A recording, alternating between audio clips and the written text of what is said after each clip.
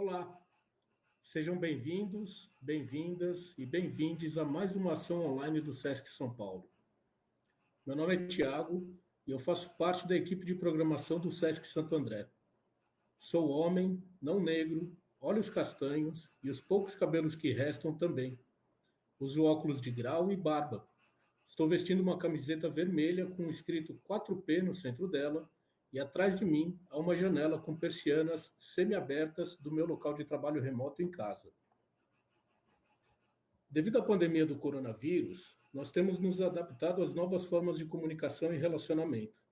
Já passamos pouco mais de um ano desde a interrupção de uma série de atividades e de espaços de atendimento ao público que impactaram bastante nas vidas de todos e todas nós. O bate-papo de hoje, realizado neste ambiente virtual, fortalece a parceria entre o SESC e o Movimento de Mulheres Negras de Santo André. Essa é mais uma atividade que amplia as ações do projeto Cartografia Negra de Santo André, Memórias, Resistências e Manifestações Culturais.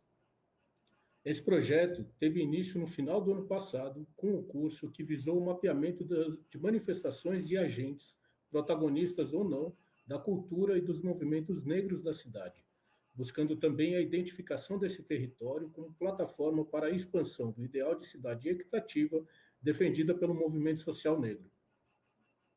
Os resultados desse mapeamento inicial podem ser conferidos no sítio da Negracim, que permanece aberto para novas contribuições de grupos, agentes e representantes das manifestações socioculturais, econômicas e religiosas da população negra andreense. Confiram as programações do SESC e participem. No portal do SESC São Paulo estão abertas inscrições para diversas ações, dentre elas o curso Marketing 360 para movimentos negros, que terá início no dia 3 de junho e duração até 19 de agosto, sempre às quintas-feiras, das 19 às 21 horas. O curso acontecerá pela plataforma Zoom e será conduzido pela jornalista e ativista da Rede Antirracista Quilombação, Eliane Almeida, e também pelo publicitário e ativista Zeca Rodrigues, que hoje está operando a nossa live. Nosso encontro de hoje, Educação Étnico-Racial para uma Sociedade Democrática, terá como convidadas 3 educadoras, as professoras Cíntia Diallo, Eli Baió e Regina Silva. Gostaria de convidar para a mediação do encontro a também professora, ativista social, militante do Movimento Negro e secretária-geral da Negracim, Sandra Cassimiro, que também conduzirá as apresentações. Boa tarde a todas, todos e todes. Sou Sandra, sou uma mulher negra, cabelos encaracolados, sou de brinco amarelo, uma túnica colorida. Ao meu fundo, nós temos o banner da entidade Negracim, com a nossa missão, que a missão básica é empoderamento das mulheres negras. Também tem uma faixa, que é a Marcha das Mulheres Negras, de 2015, que foi um marco do movimento das mulheres negras, onde nós nos reunimos lá em Brasília e clamamos por vida, pelo bem viver. Hoje, estamos dando prosseguimento às ações que nós estamos fazendo em parceria com o SESC, rumo a ações efetivas contra o racismo estrutural e institucional. Nada mais para vencer essa questão do que a educação. E é hoje que nós vamos tratar uma educação antirracista, uma educação para todas, todos e todes. Comigo hoje, vou apresentar primeiro, são professoras negras que militam, que trabalham nessa área, que é importante a formação do profissional e também esse carinho, essa ação com os alunos, desde a educação infantil dos pequenos até os adultos, a formação, porque a lei da história da África está desde a educação infantil até o ensino superior. Então, boa tarde a todas vocês. Fico muito honrada de estar aqui com vocês. Sou professora, pedagoga de educação física e fico muito honrada de ver vocês que trilham essa mesma força, essa mesma gana de a gente fazer mudança na educação. Cíntia, por favor, se apresente. Cíntia, que é a professora, está fazendo estágio de pós-doutoramento em educação, doutora em História, do ensino da História da África, mestre em Educação, Políticas Públicas para a Educação. licenciada em História e Pedagogia, professora da Universidade Estadual de Mato Grosso do Sul, pesquisadora, membro do Conselho Editorial da revista África e Africanidades, membro da Associação Brasileira de Pesquisadores Negras e Negros, organizadora e autora do livro História da África, Múltiplas Aprendizagens, vice-líder do grupo de pesquisa de educação em gênero, raça e etnia, na área de pesquisa do ensino da história da África, educação das relações étnico-raciais e política de ações afirmativas. Cíntia Diário. E já vou te fazer a primeira pergunta. Qual a importância do movimento negro para a implementação da Lei 10.639 do ano de 2003? Boa tarde a todas e todas. Boa tarde, professora Regina, professora Eli, Sandra. Muito obrigada pelo convite. É um prazer estar com vocês nessa tarde. Eu sou uma mulher negra, eu uso tranças, uso óculos também, estou vestida com uma roupa africana que se chama teibase, e ao fundo vocês estão vendo alguns livros, porque eu estou no meu ambiente de trabalho aqui na minha casa. Muito bem, Sônia.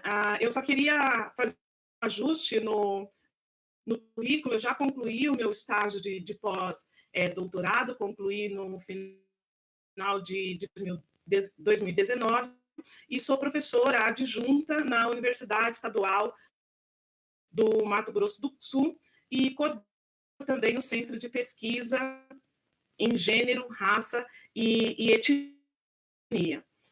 A respeito da sua pergunta sobre a importância do movimento negro na implementação da Lei 10.639.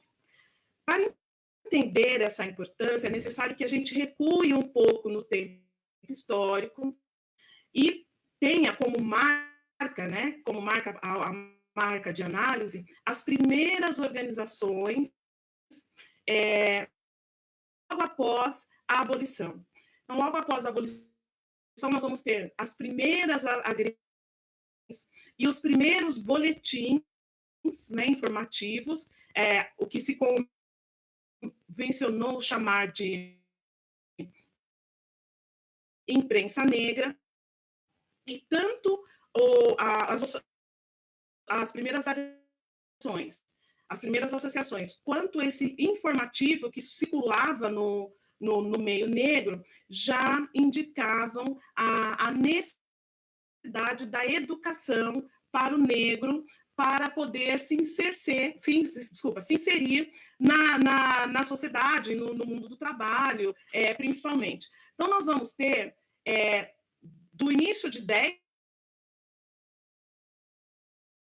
né, de 10 do século do século XIX até meados do século XX, 1910, né, de 1910, século XX, primeira década do século XX, até meados do século XX, um discurso proferido pelas agremiações, pela imprensa negra, da necessidade do negro e negra estudar, né, se instrumentalizar para a inserção no mercado de trabalho. Então, até esse ponto, a educação ela é vista como um meio assimilacionista, né? Então, eu assimilo a cultura dominante para que eu possa ser inserido nessa cultura. Com o teatro experimental do negro e com a Frente Negra Brasileira, já na década de 30, década de 40, nós ter a educação numa outra perspectiva. A educação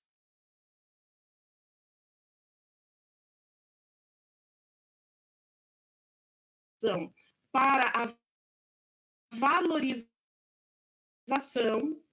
da cultura negra, dos saberes negros e africanos, e uma educação que nos permita também combater o racismo e promover a educação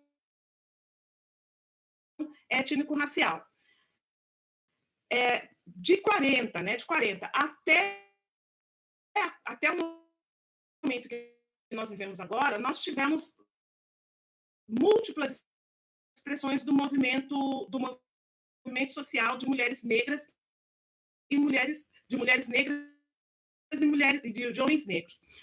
Avançando um pouco no tempo histórico, em 2001, quando nós temos o encontro de Durban e que o Brasil torna signatário, né, das orientações de Durban, nós começamos a ter no Brasil um ambiente mais favorável para a incorporação de uma demanda pensada pelo movimento social lá na década de 30, década de 40, que é a inclusão e a valorização da história do negro e do afro-brasileiro. Por que é importante falar sobre isso? Porque o Abdias do Nascimento, quando foi deputado, apresentou esse projeto e o projeto não foi aprovado. A própria Benedita da Silva, quando deputada, também apresentou esse projeto no Congresso Nacional de inclusão da lei e não foi aceito. E o Ben-Hur, né, quando o Ben-Hur foi um deputado que é aqui do Mato Grosso do Sul, quando ele chega à Assembleia Legislativa, ao Congresso, né, ele apresenta o projeto, mas dentro de um cenário tanto nacional quanto um cenário internacional mais favorável para a aprovação do projeto, da Lei 10.639. E a partir da implementação desse projeto, os movimentos sociais acabam tendo um papel de exercer o controle social sobre a implementação dessa lei. E esse controle social se deu efetivamente até 2016, no MEC, né, no âmbito do MEC, no processo de avaliação dos livros didáticos para poder distribuir para a rede pública. Então, havia uma comissão do movimento negro que também avaliava os livros para poder, enfim, diagnosticar, avaliar se esses livros contemplavam ou não da história africana e afro-brasileira. E, para além deste controle institucionalizado, o movimento social de negros e negras tem sido demandado por várias escolas, secretarias municipais e estaduais para também contribuírem nesse longo processo de implementação da Lei 10.639. Eu acho que é isso, Sandra.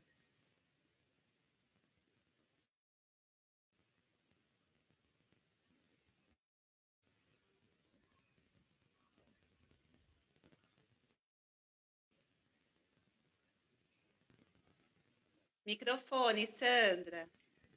Obrigada. Sandra, seu microfone está já ligou. Muito obrigada pelas palavras, Cíntia.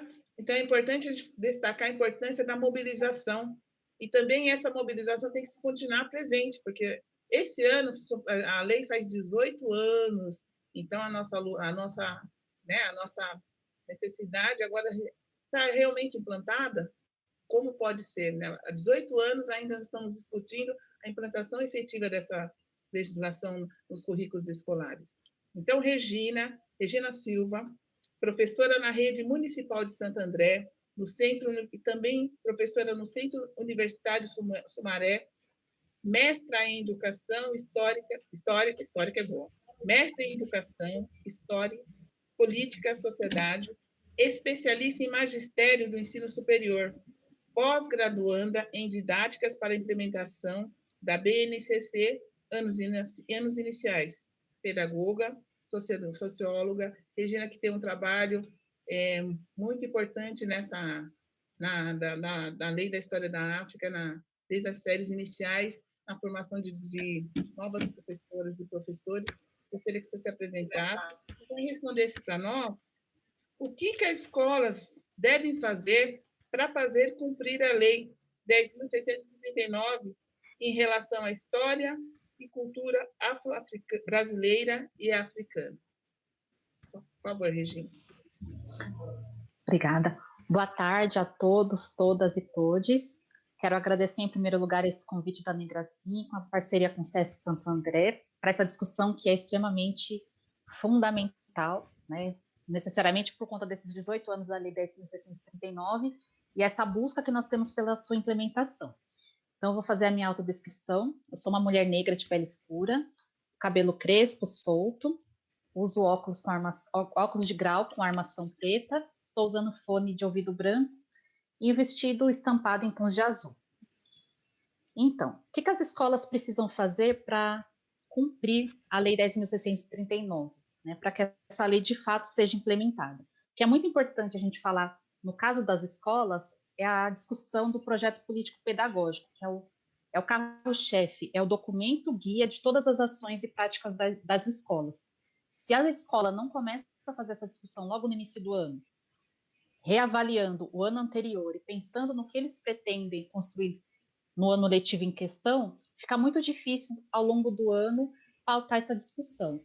Então, quando a equipe docente, a equipe pedagógica da escola se reúne para fazer a discussão do PPP, quais são as ações, as metas para aquele ano, é importante que a questão étnico-racial seja fundante naquele grupo, pensando que a educação das relações étnico-raciais é um compromisso de toda a sociedade, não é um compromisso somente da escola, mas o espaço escolar é um espaço fundamental e estratégico para esse cumprimento. Quando a escola vai fazer a discussão do PPP, ela precisa pensar também no currículo. Então, ao pensar no PPP, tendo um projeto de sociedade em vista, né, é importante pensar que numa sociedade racista, todos devemos ser antirracistas. Então, esse é o papel da escola. Então, como o PPP da escola pode ser antirracista? Então, a questão do racismo ela precisa ser fundante e nortear, sulear todas as ações e práticas da escola, que é fundamental. Quando a escola vai fazer a discussão dos livros didáticos, é importante fazer a análise de quais são as imagens que esses livros trazem.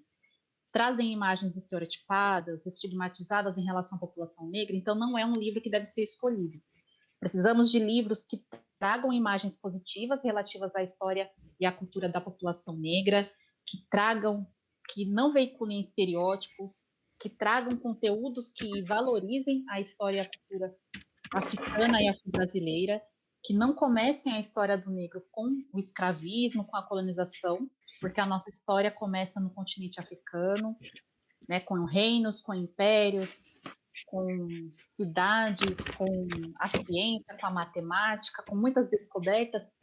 Essa história que precisa ser apresentada no início dos livros didáticos, é essa história que precisa ser apresentada na escola. Precisamos que as escolas tenham livros de literatura com autores e autoras negros. As crianças precisam ouvir narrativas que partam do ponto de vista do negro e da negra. Não somente autores brancos utilizando o negro como objeto, mas o negro como sujeito. Os componentes curriculares, não somente história, língua portuguesa e arte, como a Lei 10.639 traz como conteúdos preferenciais, né, como áreas preferenciais, mas todas as áreas do conhecimento precisam ter esse compromisso com o antirracismo. Então, no ensino de ciências, então vamos pesquisar cientistas negros, vamos pesquisar as inovações científicas e tecnológicas do continente africano e abordar em sala de aula. Vamos trazer na questão da geografia, na educação física, na arte. Temos inúmeros artistas africanos e afro-brasileiros. Temos a questão da cartografia, né? Nós temos discutido bastante essa questão. Temos um grande geógrafo, né? Intelectual negro, Milton Santos, que precisa ser pautado também nas escolas. Na educação física, podemos trabalhar com o teatro negro, com as danças. Em arte, podemos trazer as manifestações, tanto do continente africano como dos artistas afro-brasileiros de diferentes épocas, né, em diferentes linguagens.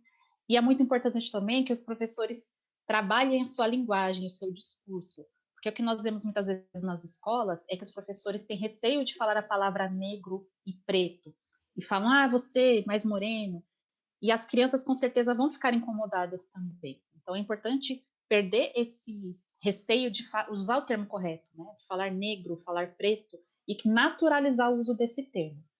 A questão étnico-racial, ela também precisa ser trabalhada além da equipe docente. Então, funcionários também precisam ter formação para trabalhar com as questões étnico-raciais, até porque muitos deles, né, muitos desses funcionários que são do apoio operacional, da cozinha ou da secretaria, moram também no entorno da escola, também tem relação com as famílias e com as crianças, e é importante que esse trato pedagógico com a diversidade seja trabalhado com todos os segmentos da escola, inclusive também com o conselho de escola, né, que é uma instância que reúne pessoas de diferentes segmentos e que também precisam ser formadas dentro da perspectiva da educação das relações étnico-raciais e educação antirracista. Outra coisa fundamental é preparar o corpo docente para agir em situações de discriminação, de preconceito e de racismo no espaço escolar. O que nós vemos muitas vezes é a questão do silêncio, né? O professor, a professora ouvem uma ofensa racial, fingem que não ouve, né? Eu passei muito por isso na minha fase escolar. Muitas vezes, por receio de não saber como lidar, eles preferem se omitir, e essa omissão é a pior ação que o professor pode ter, né? Tem um prejuízo enorme para a criança negra que é agredida racialmente no espaço escolar, porque ela deixa de ver o professor ou a professora como uma figura de apoio, de suporte emocional, né? E a criança se fecha, ela se cala, ela passa a não saber lidar com essas situações e ela começa, inclusive, a não gostar do espaço da escola, a não se sentir à vontade naquele espaço que muitas vezes rejeita o corpo negro. A criança entra na escola e não vê sua imagem nos livros, muitas vezes no corpo docente, nos cartazes, nas imagens que são veiculadas ali na escola. Então fica muito difícil para a criança se sentir bem no espaço escolar, que é algo que é fundamental. Outra coisa, precisamos pensar nos brinquedos. As escolas precisam ter bonecas e bonecos negros, também de outras etnias, indígenas, orientais, porque o que a gente vê é uma predominância de bonecas brancas, em geral loiras, de olhos claros. Precisamos pensar em jogos afirmativos, e tudo isso precisa ser no currículo escolar. Então, não é trabalhar no 13 de maio, no 20 de novembro, como uma ação pontual.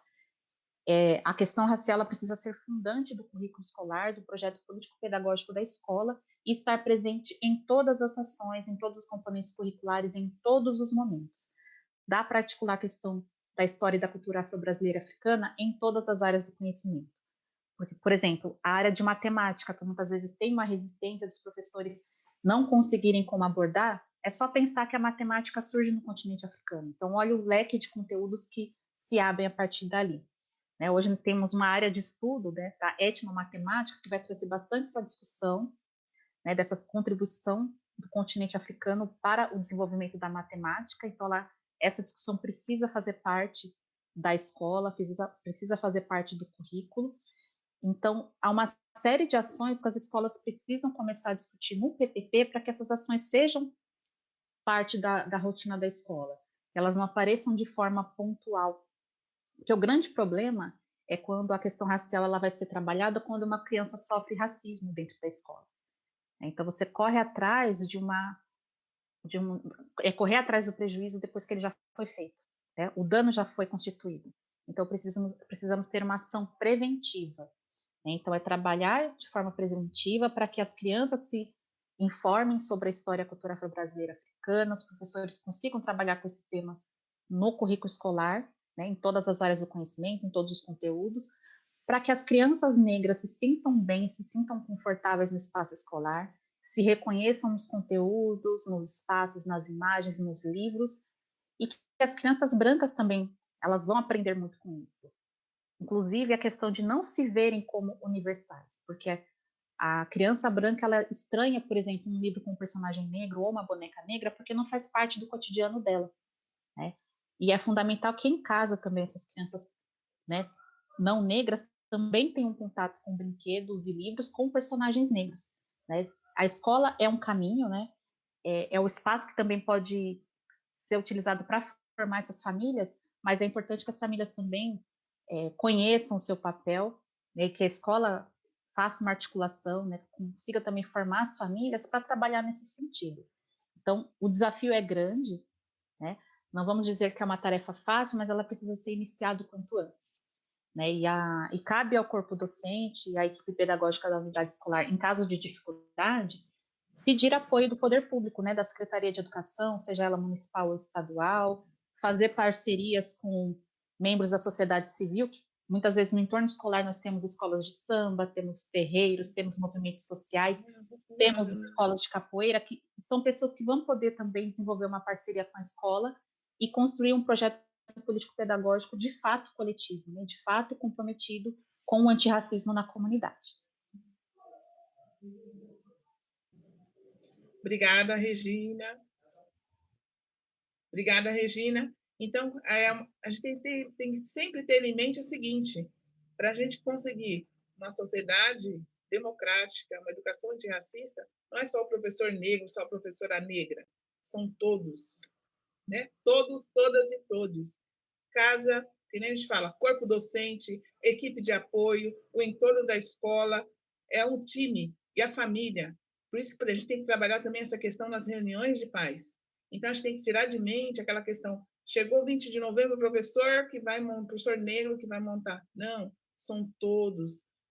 O conselho de escola tem que estar à parte dessa situação. Porque somente toda a sociedade, brancos, não negros, juntos, e os indígenas, a gente vai poder construir uma sociedade democrática e antirracista, onde cada aluno, aluna, se veja representado, se veja respeitado. Agora a gente vai falar com a professora Eli Baió, né? A Negraci já fez atividades com a Eli Baió, ela, assim, a gente sabe que ela vivencia, põe em prática, como todas as outras, mas a gente já fez uma atividade, Parada Crioula, na Jardim Santa Cristina, a gente vivenciou isso de uma forma muito feliz. Isso há alguns anos, está a nossa caminhada, né? Então, Eli Baió, educadora das infâncias, na perspectiva das pedagogias e da educação infantil decolonial, professora da Faculdade Zumbi dos Palmares, atua na formação de professoras a partir da Lei 10.639. Pode falar, Eli. Boa tarde. Boa tarde, é um prazer participar novamente com a Negraci de uma atividade. Peço licença aos meus mais velhos, aos ancestrais que vieram antes de nós todas aqui e já traçaram um caminho que nos permite estar aqui hoje. Sou uma mulher negra, não retinta, tenho cabelos crespos, ficando grisalhos, e estou muito feliz com isso. Estou usando um brinco que é uma simbologia adinkra, chamada do Afê, simbologia adinkra, que é uma simbologia africana do povo Akan. Atrás de mim eu tenho uma pequena estante com livros, uma boneca maquena, alguns quadros do Edson Ike, estilogravura do Edson Ike, e um quadro que meu filho fez quando criança. Bom, a Sandra pediu que eu viesse aqui hoje dialogar com essas mulheres negras potentes que já falaram aqui com a gente.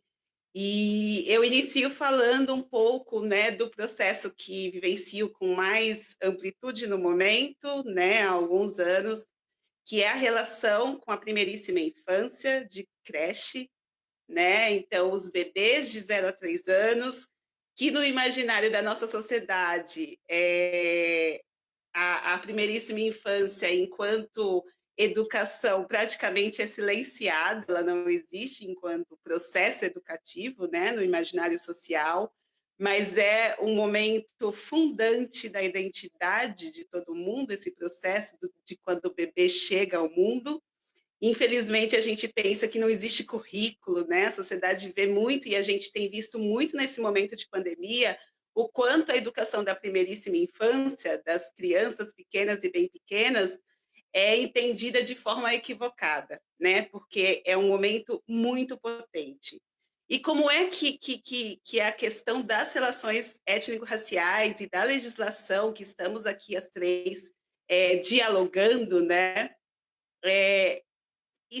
Como é que ela se relaciona com essa primeiríssima infância?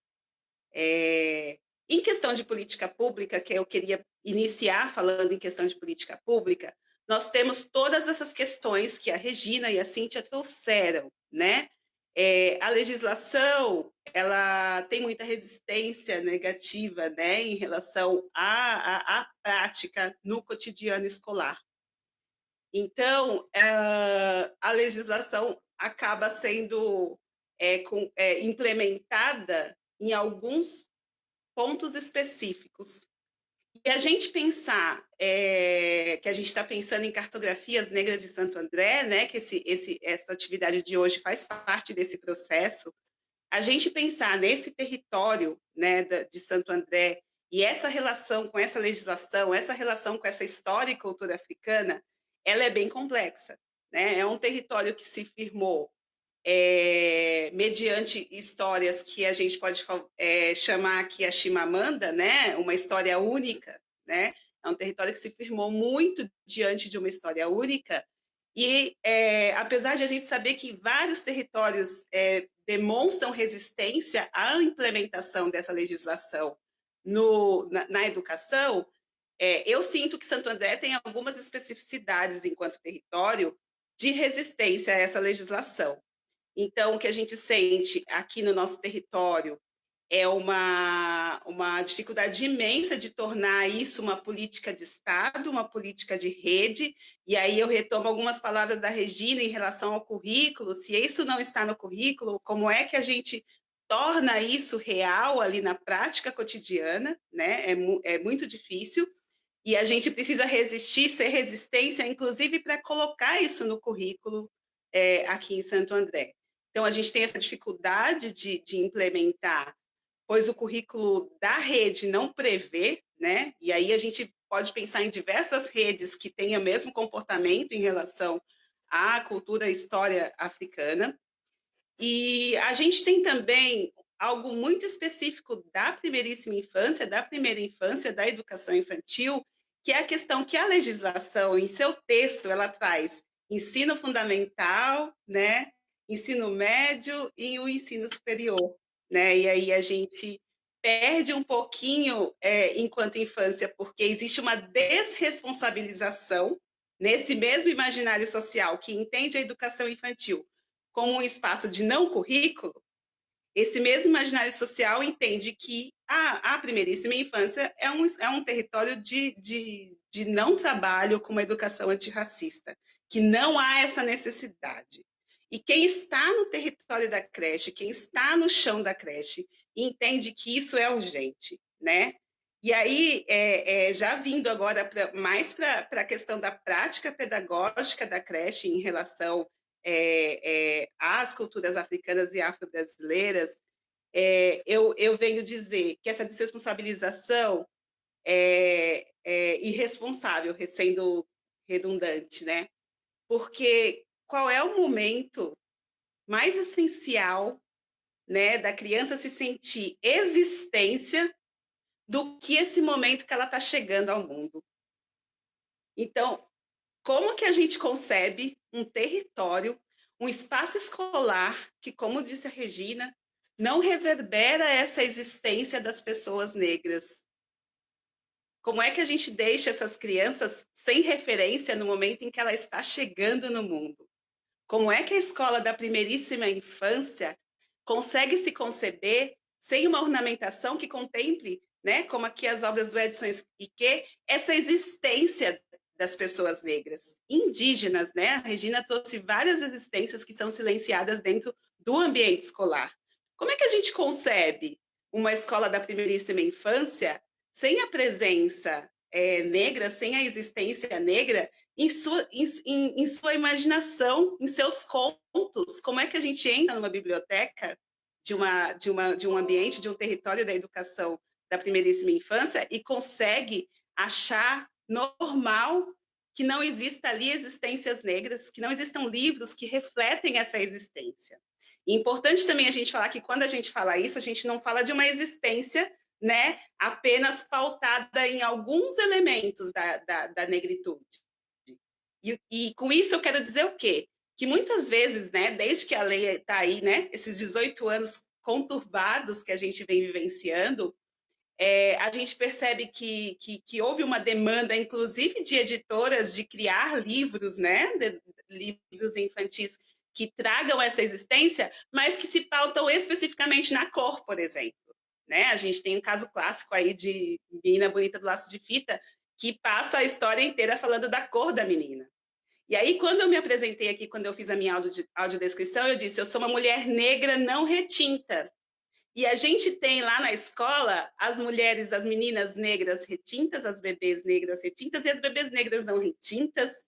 E quando a gente começa a pautar todo o material em um único elemento da existência do negro, da existência negra, a gente está impedindo que essas crianças também se referenciem, né? São camadas de opressão e de silenciamento que esse ambiente escolar provoca e faz a criança não se sentir parte desse ambiente. Então, a gente precisa repensar, inclusive, os materiais que se dizem, né, existir em prol de uma educação antirracista. Será que é mesmo? Será que um livro que se pauta simplesmente na cor da criança, ele é antirracista? A gente precisa ter um olhar muito sensível para esses materiais que se propõem a uma educação antirracista. Porque o Guerreiro Ramos, né, um sociólogo, ele dizia que há uma confusão na sociedade entre o negro tema e o negro vida. Nós somos vida, nós não somos tema. E é como vida que a gente precisa estar na escola. A Regina falou aí, não é no 20 de novembro. A gente tem que ser vida nessa escola todos os dias, né? A gente precisa ser existência nessa escola todos os dias. Essas crianças precisam sentir que elas são existência todos os dias da vida dela, né? Porque é um momento essencial para essa existência dessa criança, a primeiríssima infância. E aí, tem um outro ponto que eu acho importantíssimo a gente falar, que é o quanto isso seria muito fácil na primeiríssima infância. Na nossa cultura, a gente costuma entender a criança como a mais conectada aos nossos ancestrais, né? E isso é muito real, a gente percebe muito isso no cotidiano das infâncias. A criança ela é muito conectada aos que vieram antes, né? Então, ela tem essa cultura dentro dela. O que acontece é que a escola, dentro do seu currículo que tem técnicas, que quer deixar a criança sentada diante de um papel e não utilizando o seu corpo para produzir conhecimento, ela vai podando essa existência. Ela vai tirando da criança essa existência. Ela vai tirando da criança essa conexão tão natural com essas culturas ancestrais. Então, eu diria que no cotidiano da infância, o mais fácil a se fazer seria potencializar isso que nas culturas infantis já está muito visível, muito potente na criança, muito latente na criança, né? Então, e ao invés de potencializar, a escola, essa escola que quer contar uma única história, ela vai cortando essa criança, essa ligação com a ancestralidade. Então, eu entendo que a primeiríssima infância é um momento importantíssimo para a gente potencializar essa ligação, potencializar essa existência. Então, eu faço aqui essa reflexão para que todas as professoras, professores, todas as pessoas adultas que estão acessando essa atividade, repense os seus espaços. A Regina falou, a própria família também precisa ter, em contrapartida, esse lugar de exaltar a negritude e a existência dessas crianças. E sim, todas as pessoas adultas precisam entender a importância dessas crianças se verem enquanto existência, para a gente potencializar uma educação antirracista. Acho que inicialmente era isso. Obrigada, gente.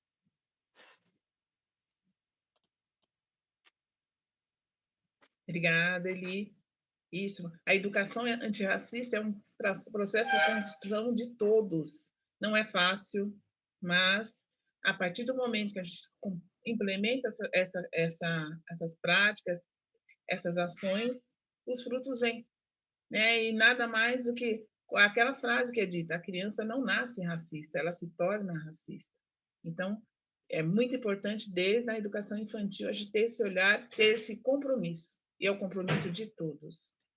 Agora, Cíntia, por favor, Cíntia, quais são as permanências, rupturas, alterações introduzidas nos cursos de licenciatura, na formação dos novos professores, né?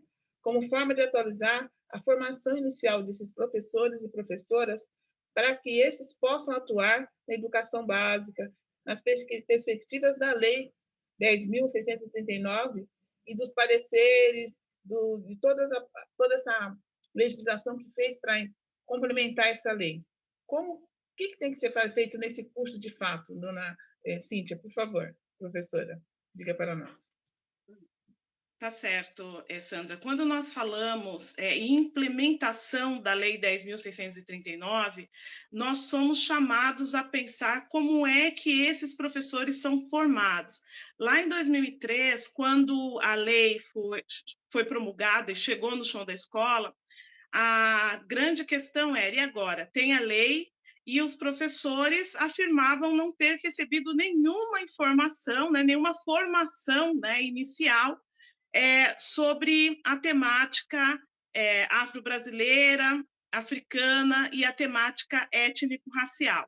Então, o nosso problema, para além do currículo, dos livros didáticos, da comunidade escolar, está na formação inicial e continuada dos professores.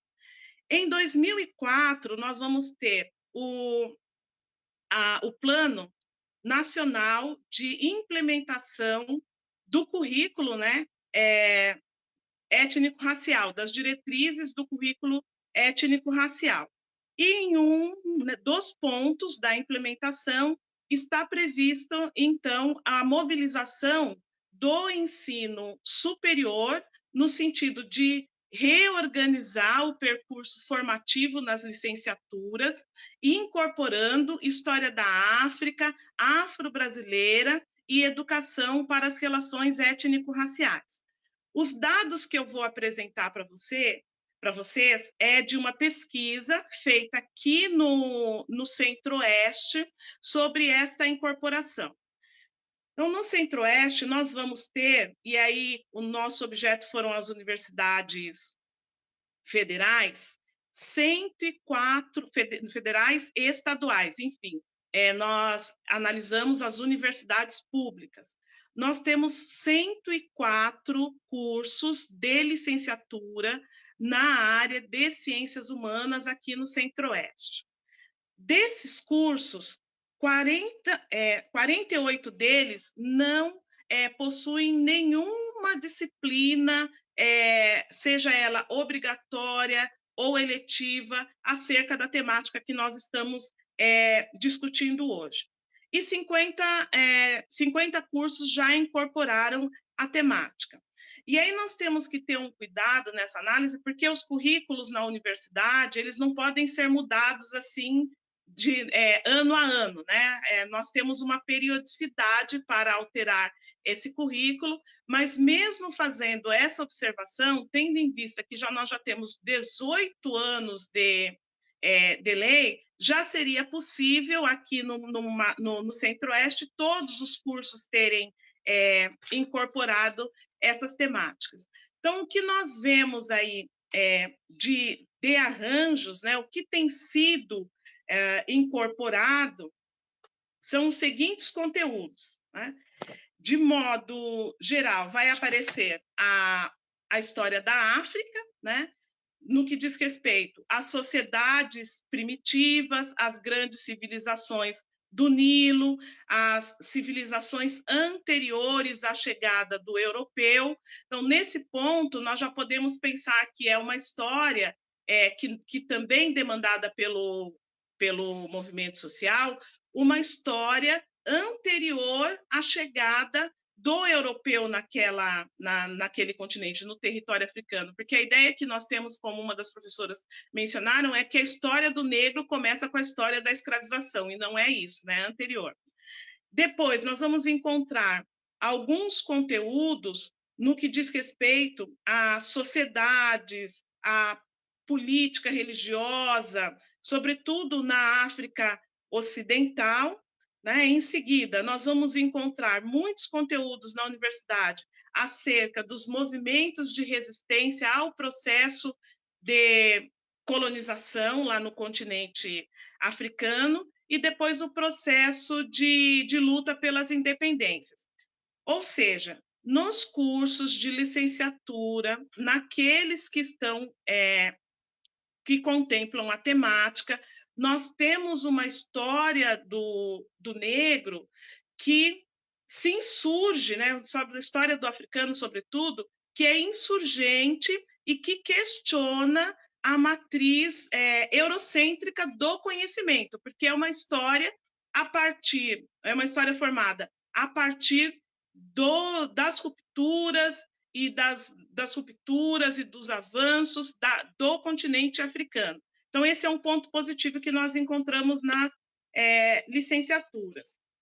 No que diz respeito à história do afro-brasileiro, nós vamos encontrar nesse percurso formativo do futuro professor processos de resistência que começam lá durante o processo de escravização, então processos de narrativas de resistência, narrativas de construção de novos arranjos societários, como nós conhecemos como quilombo, e todo um processo de resistência no pós-abolição. Então, é um enfoque interessante a respeito das associações, agremiações, movimentos negros, e também, ainda nesses conteúdos, nós vamos perceber uma tendência forte da educação étnico-racial, a educação para as relações raciais, o pressuposto, né, decolonial, ou seja, a valorização de saberes produzidos fora do eixo europeu e estadunidense, brancos, né? A valorização, então, dos saberes produzidos aqui no Sul, sobretudo pelos afro-latinos, pelos quilombolas, e também a gente tem a inclusão da história indígena. Isso nós observamos no currículo formal, né? no currículo formal. A gente não teve condições de acompanhar o andamento desse currículo, ou seja, a aula viva, propriamente dita. No que diz respeito às referências mais usadas, é o clássico, né, da História da África, da Leila Fernandes, a coleção da Unesco, aquela coleção gigantesca, né, de 8 volumes, a África Negra, outros pesquisadores conhecidos aqui da história do negro brasileiro, como a Nilma Lino, Kabengele Munanga, a professora Petronínia, enfim, as pesquisas, né, mais recentes sobre os negros e produzida por negros, o que é mais importante, elas são contempladas nos cursos de licenciatura aqui na região Centro-Oeste. Mas como eu trabalho muito com formação de professores, eu sempre digo que nesse processo de formação, mesmo sendo um processo inicial ou continuado, nós vamos perceber 3 posturas dos professores em exercício ou em formação. Aqueles que vão se alinhar, né, aos conteúdos, às práticas pedagógicas, enfim, quando estiverem no chão da escola, vão participar ativamente da implementação da história do negro e do afro-brasileiro. Aqueles professores que entram em contato com essa formação e que não implementam, né, não se comprometem, e aqueles professores que deliberadamente vão falar que eles não querem se comprometer com essa temática. Além disso, nós vamos observar aqui no Mato Grosso do Sul uma série de cursos de extensão que acontece, sobretudo em novembro, né? Isso é algo que nós precisamos mudar, que acontece sobretudo em novembro, que vão tratar da temática discutida por nós. Então, há uma oferta grande de formação nesse sentido, né, que nós chamamos de extensão na universidade, e também há muita pesquisa sendo realizada por diversos professores negros, antirracistas, professores brancos também, antirracistas, ou seja, a universidade, ainda que encontre algumas resistências, porque a universidade, nós vamos observar na universidade algo que também há na sociedade. Se há o racismo, se há a negação, se há a invisibilidade da história do negro na sociedade, na universidade também nós vamos encontrar todo esse arranjo, né, de coisas, como o racismo, como a resistência na implementação. apesar desses fatores, nós observamos que há um grupo forte de professores que tem buscado reordenar esse percurso formativo a fim que o professor chegue lá na educação básica e possa implementá-lo. Além dessas ações na universidade, eu gostaria de falar também sobre a Associação de Pesquisadores Negros Brasileiros, que é uma associação que nasce, né, há um pouco mais de uma década, como resistência a outras associações, como a ANPED, da educação, como a AMPU, da história, como a ANPOC, da sociologia, que não abriam um espaço significativo para as temáticas étnico-raciais e africanas. Então, nós temos hoje a Associação Brasileira de Pesquisadores Negros, com mais de 4.000 negros associados, e que produzem significativamente conteúdos para extensão, conteúdos de pesquisas, conteúdos para a formação de professores voltados para a nossa temática.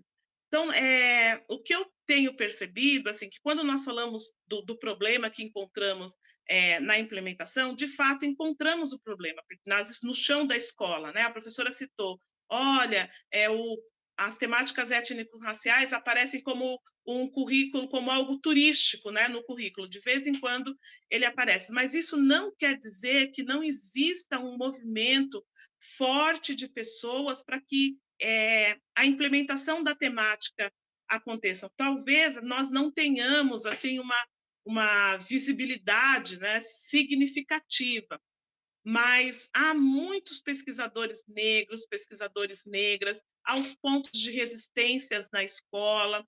Eu tenho um outro estudo já publicado sobre os projetos pedagógicos, os projetos pedagógicos e a implementação da lei aqui no Mato Grosso do Sul, e que nós vamos perceber o seguinte, que às vezes o projeto pedagógico não contempla absolutamente nada da temática étnico-racial, mas que nós temos um professor ou um grupo de professoras que não deixam de abordar as suas temáticas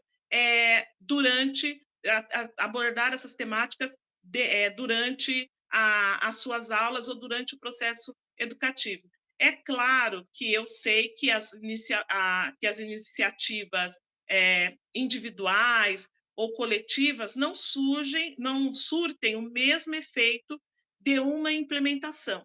Mas nós precisamos ter claro que, apesar das dificuldades, uma característica que nós, população negra, né, construímos, que é a característica da resistência, de se reinventar. Nós temos muita dificuldade, de fato, na implementação da Lei 10.639, mas ainda assim nós continuamos nos reorganizando, nós continuamos nos reinventando, nós vamos nos apropriando de arcabouços teóricos, como agora a epistemologia do Sul ou a decolonialidade, e ainda assim provocando movimentos de deslocamento epistêmicos para que essa temática chegue aos bancos escolares.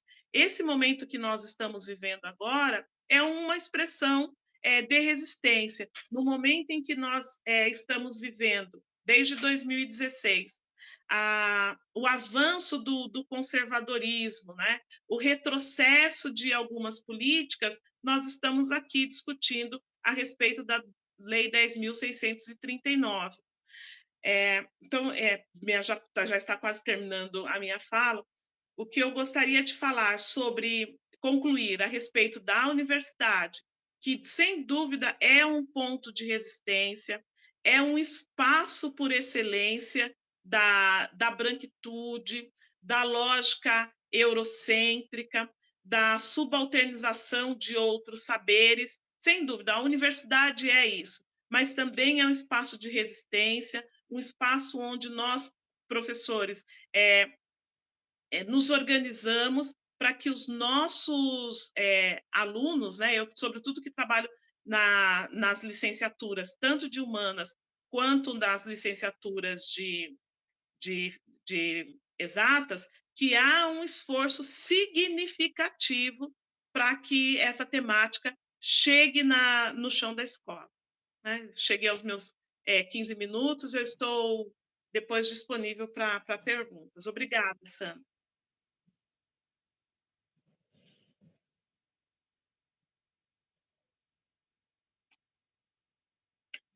Nós que agradecemos, Cíntia, suas palavras, professora Cíntia, sempre contundente, sempre fazendo essa contextualização, né, dos espaços, porque a gente fala dessa importância da implementação da lei, mas tem que estar inserida na formação potente dos nossos novos professores e professoras para poder atuar.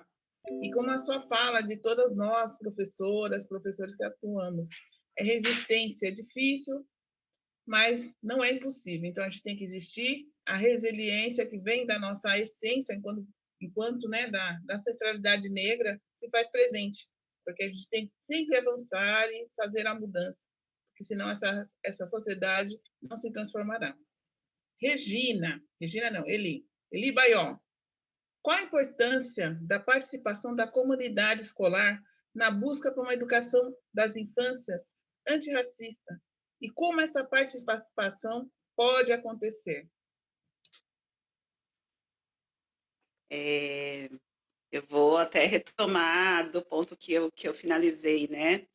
Falando um pouco da importância de como a gente vê essa existência enquanto vida e não enquanto tema, né? E retomando isso, o que eu quis dizer é que a gente é cultura, a gente é uma estética, a gente é construção de saberes, a gente é narrativa. E aí eu até dei uma visualizada aqui na conversa que está acontecendo no chat, né? E aí até o professor João ele fala que ele ainda ouve hoje, 18 anos depois, né? E a gente não vai falar de 18 anos depois, porque a legislação vem de anos anteriores de luta também, né? Mais de 18 anos depois, né? Dentro desse processo, a gente ainda ouve, mas eu não, na minha formação inicial, eu não tive contato com isso, eu não tenho material para isso. E aí a professora Cíntia acabou de falar, né, também dos pensadores, das pensadoras, né, que vem produzindo material teórico em relação às existências das nossas culturas, para que a gente possa compor um processo pedagógico que contemple essas existências. Mas sempre quando eu ouço isso, para além de pensar nesse lugar de que a gente está produzindo materiais que podem alcançar esse lugar que muitos entendem enquanto vazio, para além disso, nós temos algo que a Regina falou ali num primeiro momento, que é a comunidade, né? Então, você me pergunta como que a comunidade pode, né, ajudar a gente a legitimar esse processo. A gente precisa abrir a escola da primeiríssima infância para essa comunidade, que sim, tem ali o grupo de jongo, que sim, tem ali a escola da capoeira, que sim, tem ali o terreiro, né? A gente precisa começar a entender esses espaços como espaços de produção de saberes, né? E aí, quando a gente entende esses espaços, né, que estão no entorno da escola, que estão no entorno da creche, enquanto espaço de produção de saberes, a gente começa a entender que essas pessoas não vão entrar pelo portão dessa instituição escola para fazer um evento, né? Elas não vão ali para fazer uma apresentação de capoeira, elas não vão ali para fazer uma apresentação de jongo. E eu estou falando isso porque vivenciei esse processo de convidar, né, esses grupos simplesmente para ir ali se apresentar. E errando, né, porque isso é um equívoco, entendi que não é esse tipo de relação que vai promover uma educação antirracista. A gente precisa de uma relação verdadeira com esse entorno, né? A gente precisa trazer esse entorno para o cotidiano dessa instituição. Então, é muito diferente. Então, se eu quero que essas crianças tenham contato com a produção de saberes que existe num grupo de jongo, eu preciso, pessoa adulta, abrir o portão para esse grupo de jongo, vir tomar um chá com a gente dentro da escola e bater um papo, né? E falar um pouco sobre essas demandas que a gente tem e que a gente não dá conta, porque a gente não é a guardiã guardiã desses saberes dentro da escola, as professoras, né? Nós não somos formadas para ser a guardiã desses saberes. Nós somos formadas ali desse jeito formatado, né? Quando as professoras falam isso, que o professor João citou, a gente realmente foi formada de um jeito mais formatado, e aí a gente precisa que esse entorno adentre a escola para que a gente entenda essa outra produção de saberes, né? Esse outro lugar, né, da produção de saberes, que esses grupos são guardiãos, né? Então, para além de entender o terreiro como espaço de uma religião que é dentro da nossa sociedade, no imaginário social, demonizada, negativada, a gente vai entender o terreiro como um espaço guardião de saberes dessa comunidade afro-brasileira que chegou aqui por meio de sequestro, né, no continente africano, do continente africano. Então, a gente entende que esses espaços, né, o terreiro, a escola de capoeira, o jongo, eles são espaços onde esses saberes foram guardados por séculos. E que a gente precisa desse contato nosso, enquanto educadoras e educadores, e das crianças com essas pessoas. Não adianta a gente querer encontrar tudo nos livros, não adianta a gente querer encontrar tudo nos materiais escritos, né? Inclusive porque a nossa cultura, e aí eu retomo aquela articulação com as infâncias e com as culturas infantis, a nossa cultura, ela é uma cultura que valoriza muito a oralidade, né? Então, os nossos saberes são construídos muito e são mantidos e guardados dentro de um processo de oralidade. Então, nós temos aí todos esses autores, essas autoras negras que são importantíssimas, tenho várias aqui comigo que me acompanham nesses momentos, mas os saberes dessas comunidades que estão no entorno da escola, esses saberes são essenciais, eles precisam adentrar essa escola não para um evento, né? Não é o espaço do evento, é o espaço do encontro, né? É esse lugar que a gente precisa repensar na construção de uma educação antirracista. O espaço do encontro, não é o espaço do evento. E para esse espaço do encontro, essa instituição de escola precisa estar aberta a conhecer esse território, e aí eu potencializo esse projeto de cartografias negras de Santo André, e escolas visitem esse sítio da Negracim, conheçam essa cartografia e comecem a se articular. Agora a gente está em situação de pandemia, estamos em isolamento social, mas comecem a articular essa relação com esse entorno, com esses saberes que são riquíssimos e que estão aí, né, ao redor dessa escola, dessa instituição.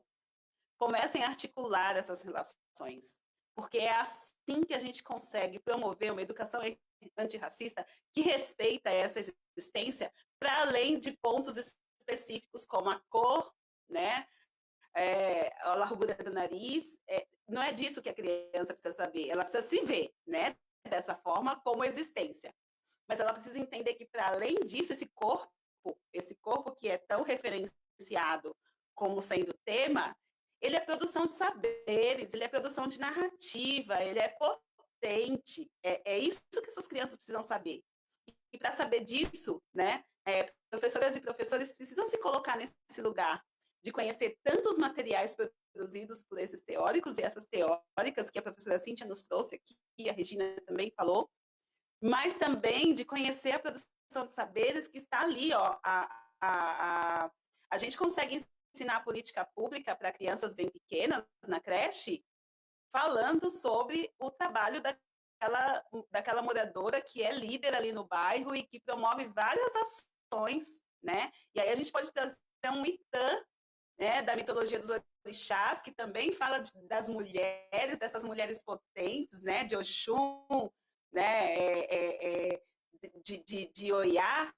A gente precisa trazer essas mitologias, se relacionar com o cotidiano dessa criança, e a gente consegue falar de política pública e falar de questões outras com as crianças dentro da escola, mas a gente precisa se relacionar com esse entorno, e a gente precisa se relacionar com essa produção teórica que é invisibilizada, né? Que só é pensada nesse momento em que a gente vai falar de legislação da 10.639. A gente precisa sair desse lugar e trazer ela como um ponto de encontro nos estudos, né? A Regina falou do currículo, a Cíntia também falou dessa importância desses estudos estarem presentes na reunião pedagógica semanal. Quantas vezes na reunião pedagógica semanal a gente vê citado autores como Nilma Lina Gomes, como Eliane Cavaleiro, né, como Kabengele Monanga? Quantas vezes a gente vê esses autores citados? Se a gente pegar o projeto político-pedagógico da escola e fazer uma varredura ali, quantas vezes a gente encontra esses autores presentes? O Renato Nogueira, quantas vezes a gente vai encontrar? Então, a gente precisa repensar esse lugar da educação antirracista como lugar do encontro e não como lugar do evento. A gente precisa parar de levar esses autores para dentro da reunião pedagógica no mês de novembro, né? E a gente precisa ir para além, a gente precisa fazer esse encontro desses autores o tempo todo. A gente está aqui no centenário de Paulo Freire. Paulo Freire foi completamente influenciado por pensadores negros, né? A sua obra tem uma relação muito, muito próxima com Franz Fanon, com Amilcar Cabral, com Bell Hooks. E aí, quando a gente fala de Paulo Freire, que é o nosso patrono da educação brasileira, por que a gente não traz esses nomes para dialogar, né? Nas nossas reuniões pedagógicas cotidianas? Então, é esse lugar do encontro com essa fundamentação teórica, assim, mas também do encontro com essa comunidade do entorno que guardou esses saberes de forma oral, de forma do movimento do corpo, que é uma produção de saber. A gente precisa parar, né, sair desse lugar que a escola promove tão bem, infelizmente, que é a separação de mente e corpo. Mente produz saber, corpo não pode se mexer, né? A gente precisa sair desse lugar e entender que o corpo produz saber, né? E dentro das nossas culturas isso é muito evidente. Nós produzimos saber com o corpo inteiro, né? Não tem essa separação de corpo e mente. Então, e a gente vai aprender isso se relacionando com esse entorno, se relacionando com essas comunidades. Mas para isso a gente precisa perder esse lugar da escola que prioriza esse saber da história única, né? Esse saber dos vencedores, esse saber que foi registrado, sistematizado no livro e que foi com as enciclopédias para a universidade. A gente precisa se movimentar, né? E sair desse lugar e encontrar essas culturas, essa história, né? Não do ponto da escravização, como a Regina colocou, mas do ponto da nossa história que se inicia em África, no continente africano, das nossas civilizações que não são estudadas, né? Como um país com 56% da população negra não estuda civilizações africanas, né? As grandes civilizações. Como é que isso pode estar fora do nosso currículo? Eu fico com essa pergunta, né? Como que a gente pode manter esses saberes, essas existências fora do nosso currículo com tanta naturalidade? É isso.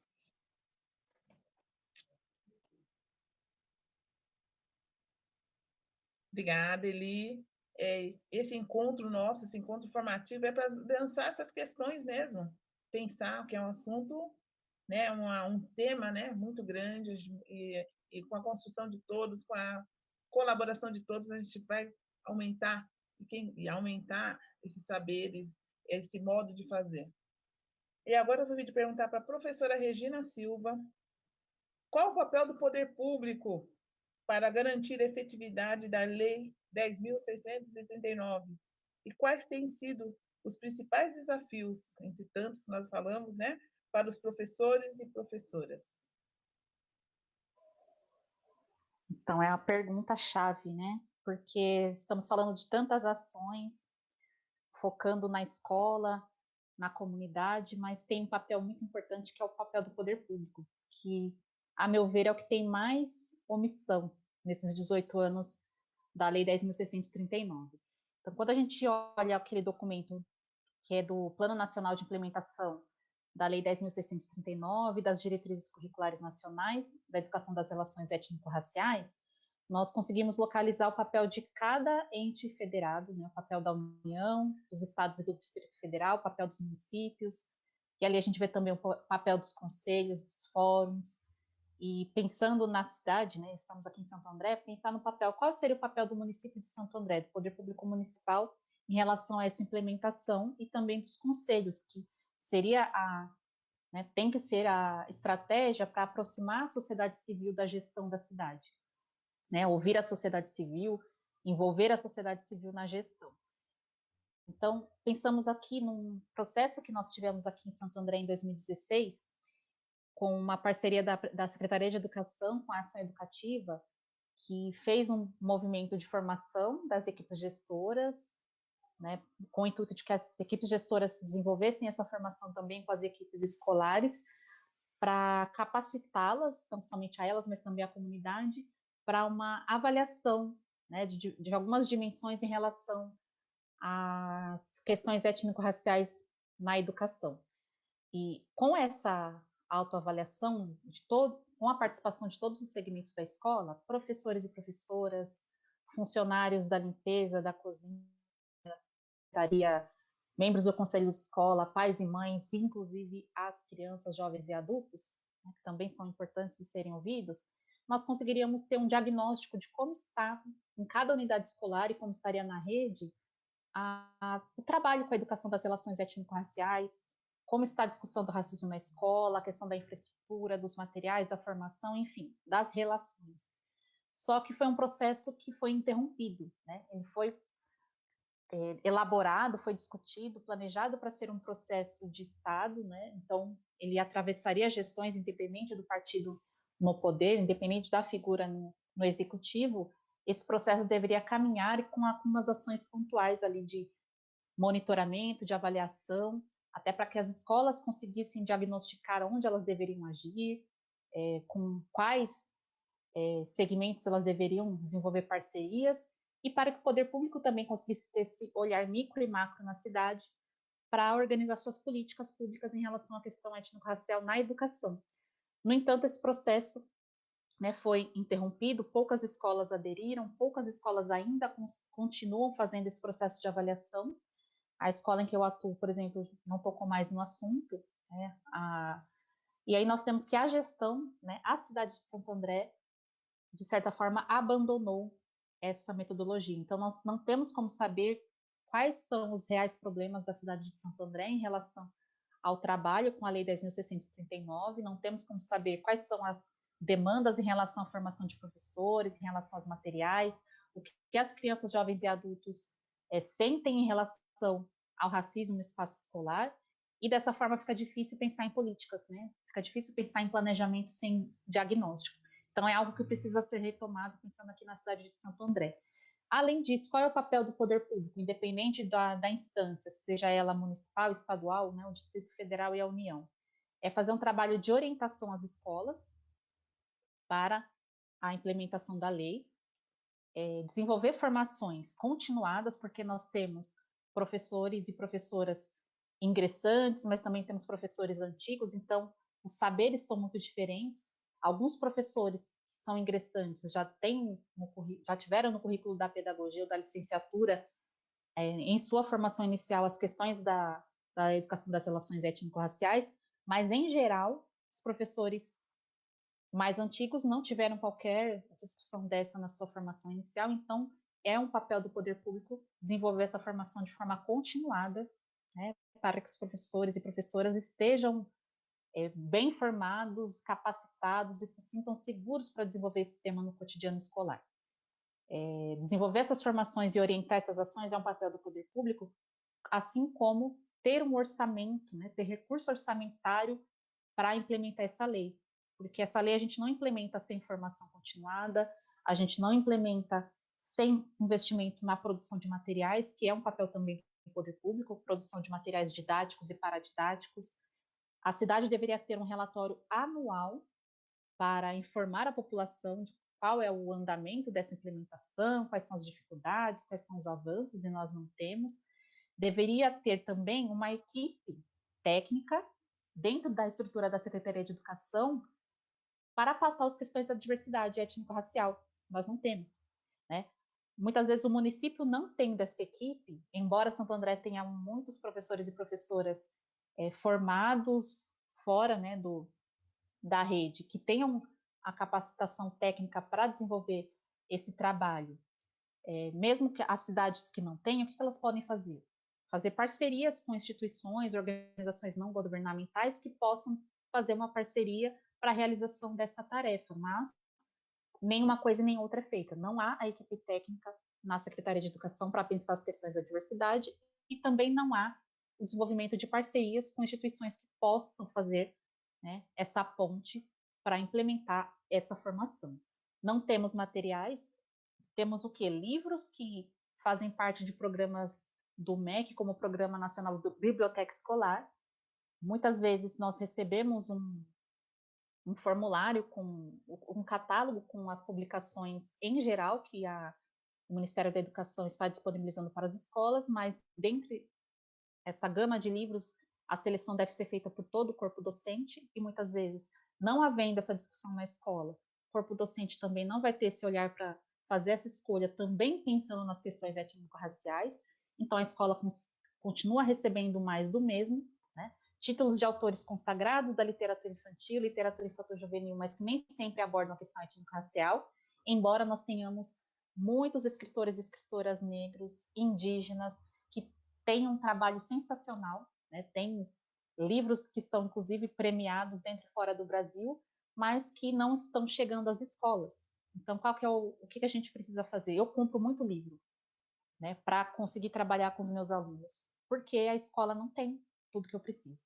Desde 2013 eu costumo fazer relação de livros para compra, isso nem sempre acontece, geralmente não acontece, porque se dá prioridade a outras necessidades da escola, porque a escola ainda não enxerga a questão étnico-racial como uma prioridade, não enxerga a questão racial como fundante do processo pedagógico, né? Então, enquanto a gente tiver essa visão, a gente vai ter muita dificuldade, e esses professores que têm um engajamento para a questão racial, seja ele negro ou não negro, ele é uma ilha dentro dessa escola, né? Não dá para a gente ter um professor engajado pensando nessa discussão, a gente precisa ter todo um corpo docente, uma equipe gestora com esse engajamento, e esse engajamento precisa partir da Secretaria de Educação.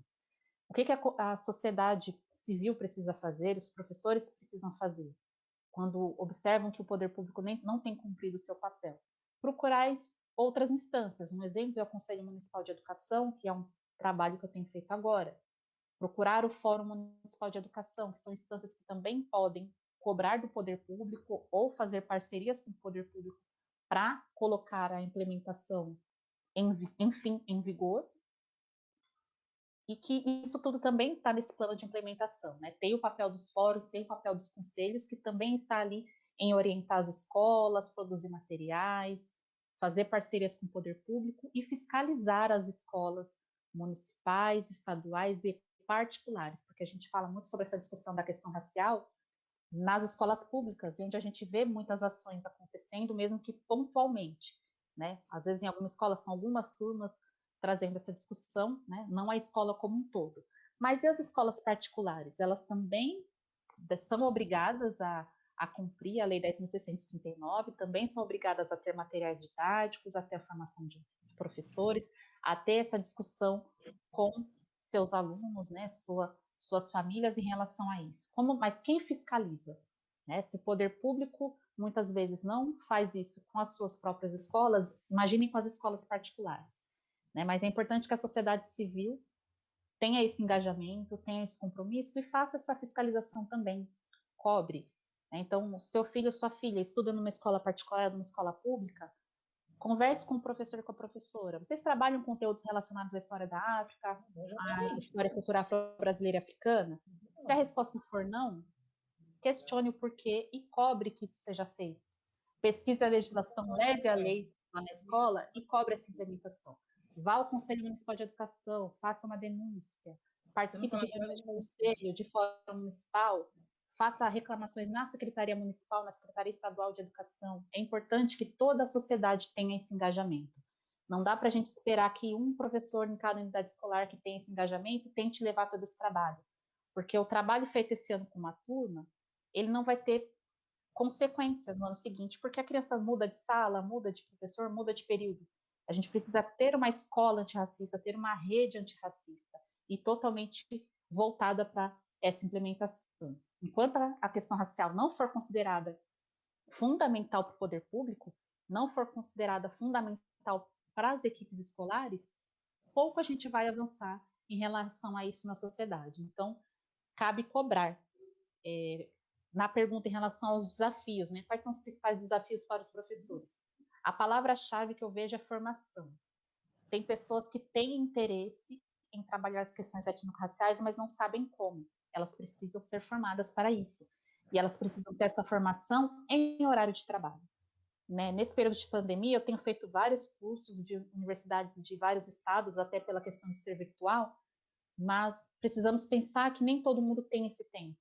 Né? E o professor ele tem o direito de ter essa formação em horário de trabalho. Então, cabe às escolas, cabe às secretarias estaduais, municipais, cabe às escolas particulares viabilizarem essa formação em horário de trabalho. E não adianta chamar uma pessoa para fazer uma palestra uma vez e depois o tema desaparece. Isso precisa ser feito ao longo do ano, precisa ser organizado um processo formativo, né, porque os professores também mudam de escola, então eles também precisam ter esse trabalho durante todo o seu percurso formativo enquanto ele é docente. Tá? Precisamos pensar que as escolas, elas são espaços educativos, né? O espaço é visto como educador nos dias de hoje. E como que é o espaço da escola? Nós temos escolas que não têm professores negros no seu quadro docente. Ainda temos essa realidade. Nas equipes gestoras das escolas, nós vemos também que há uma minoria de pessoas negras.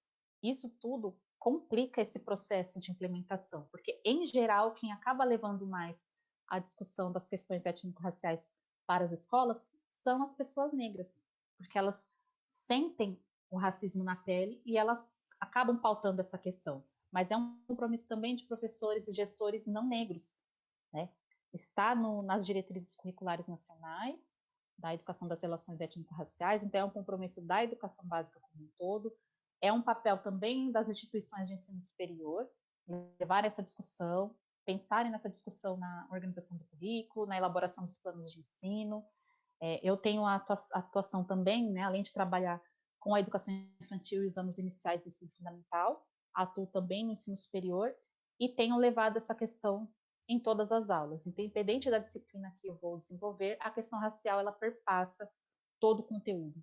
Não há como não perpassar. Né? Estamos num país, como ele colocou, né, que 56% da população é negra, mas boa parte dessa população ela é negligenciada no serviço, nos direitos, né? Em todos os direitos ela é negligenciada, em todos os indicadores sociais ela está ali nos piores índices. Então, não dá para a gente negar essa realidade. E, certa vez, né, na semana passada, se não me engano, participei de uma formação com a professora Petronilha Beatriz Gonçalves e Silva, que é a relatora das diretrizes curriculares nacionais, né, no Conselho Nacional de Educação, em que ela fala que para que a gente possa mudar, né, porque a gente vê, sai um curso aqui, outro ali, as professoras desenvolvem um projeto aqui, outro ali, mas a gente não vê mudança. O que falta? Ela diz que é pensar num projeto de sociedade. Se o professor ou a professora não tem um projeto de sociedade, que o antirracismo faça parte, nada vai mudar. Se a escola não tem um projeto político-pedagógico em que o projeto de sociedade é uma sociedade antirracista, nada vai mudar. Se o poder público tem um plano de governo, um plano de gestão, que a questão racial também não é fundante, nada vai mudar. Então, cabe a nós, cabe ao poder público e cabe a nós também cobrar. Né? Não é só tentar fazer, né, dentro das nossas possibilidades, mas é cobrar os responsáveis.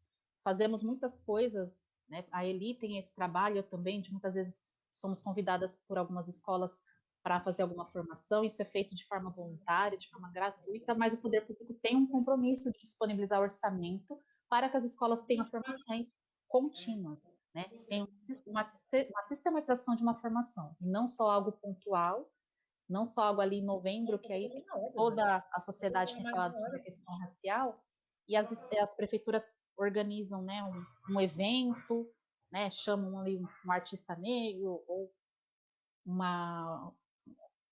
organizam uma palestra, né, com um tema desses, mas a gente precisa que isso seja feito ao longo do ano. Em novembro deve ser feito também, porque isso está na Lei 10.639, 20 de novembro faz parte do calendário escolar, mas a gente precisa dessas ações de janeiro a dezembro, né? Não somente em maio ou em dezembro. Então é um pouco disso, e pensar que todas as pessoas precisam se comprometer, né? A gente só vai ter uma sociedade antirracista quando, de fato, cada indivíduo, cada cidadão for antirracista. Estamos ao final de nosso encontro e para mandar uma mensagem de ânimo, de esperança, de incentivar, eu vou pedir para cada uma das nossas participantes uma frase potente para encerrar com uma esperança, né? Vamos lá, Regina. Começa você, Regina. Depois Eli, depois Cíntia. Por favor, uma frase potente para esses educadores. Eu acho que a gente precisa africanizar as escolas, né? A África é o berço da humanidade, é o continente mãe, e a gente não vê esse continente na escola, então vamos africanizar nossas escolas. Eli, por favor. Eu acho que é um tanto isso que a Regina trouxe, de africanizar, e a relação de vamos aprender. Eu quero que as crianças nos ensinem essa cultura ancestral. Vamos nos colocar nesse lugar de aprendizes a partir das culturas infantis. E aí a gente vai aprender esse lugar, né, ancestral com as crianças. Vamos nos colocar nesse lugar não mais do saber absoluto. E aí a gente vai abrir espaço para que essas culturas permeiem a escola. Obrigada, professora Cíntia. Sandra, eu penso que nós temos que ficar muito atentos às políticas de ações afirmativas, sobretudo as cotas na universidade. O ano que vem nós vamos ter uma avaliação desse processo de cotas, e ao ouvir as colegas falar sobre os desafios que nós encontramos para a implementação, um ponto a ser pensado é que nós, negros e negras, não ocupamos os espaços de poder e decisão. Só vamos conseguir ocupar se nós passarmos pela universidade, um dos caminhos, né? Passa pela universidade, consegue um trabalho, enfim. Se nós não estivermos nos espaços onde as políticas são pensadas e implementadas, nós vamos chegar daqui a 18 anos e vamos falar as mesmas coisas. Então, é importante que a gente garanta as vagas na universidade para os nossos jovens, para que eles possam entrar no mercado de trabalho, tanto público ou privado, e implementar as políticas que nós estamos pensando aqui. Somos nós por nós, somos nós que vamos mudar essa roda, e nós não podemos depender do sistema de ensino municipal, estadual ou federal. Nossas vozes precisam ecoar nesses espaços, mas no espaço de poder e decisão, né? Nós precisamos, de fato, ser os sujeitos dessa implementação. Eu acho que é essa a minha reflexão final. Obrigada. E terminando, Negracinha agradece a participação de vocês, agradece essa parceria com o SESC, e vou com a nossa frase: resistir para existir. Por favor, Tiago, para fazer o encerramento da live, resistir para existir. Com muita satisfação, agradecemos novamente a Negracim pela parceria, e com muita alegria hoje agradecemos a Cíntia, a Eli, a Regina e a Sandra pelas reflexões, sensibilidade e conhecimentos compartilhados. Vale destacar que o processo de elaboração desta atividade, assim como a cartografia e os próximos encontros previstos, tem sido de extrema importância e inspiradores diante de uma lógica do fazer coletivo e complementar, sendo a troca, o aprender e ensinar a aprender, sempre muito enriquecedores. Confira as programações nas redes do Sesc Santo André e acessem o site da Negracim para saber mais a respeito do projeto de cartografia negra de Santo André, bem como de tantas outras ações que elas estão envolvidas. Nosso próximo encontro terá como tema a discussão sobre políticas públicas e ações permanentes de combate ao racismo estrutural. Desejo a todos, todas e todes uma boa tarde e até o próximo encontro.